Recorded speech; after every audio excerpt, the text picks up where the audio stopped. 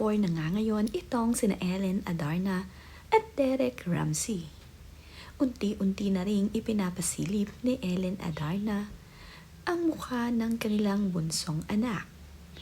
Makikita nga at mapapansin dito na bilog ang ulo nitong si Baby Liana.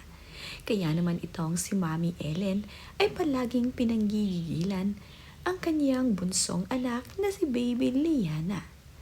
Sa latest video clip nga na kanyang ibinahagi sa kanyang social media ay makikita rito na pinupupog nga ng halik ni Ellen Adarna itong si Baby.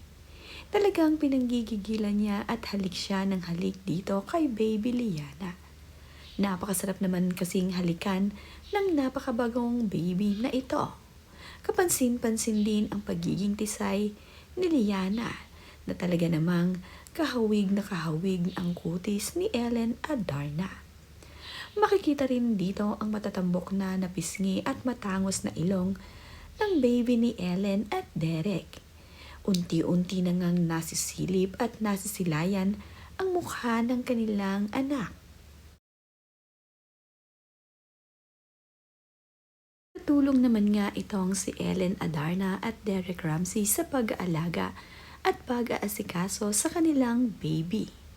Sa tuwing duty nga ni Ellen Adarna ay nakakatuwa naman nga itong si Derek na kinukuhana ng moment ang mag-ina. Napakasarap pagmasdan ng pamilya ngayon ni Ellen Adarna at Derek Ramsey. Ang sarap panoorin na makita itong si Derek na enjoy sa pag-aalaga at pag-aasikaso dito sa kanilang munting prinsesa ni Ellen.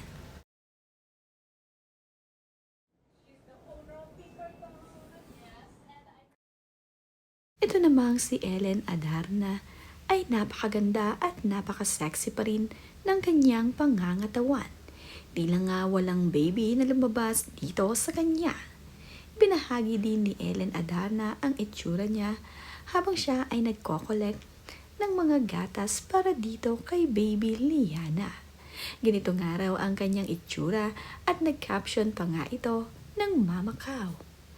Napakaganda at balbon na balbon din yata ang anak ni Ellen Adarna at Derek.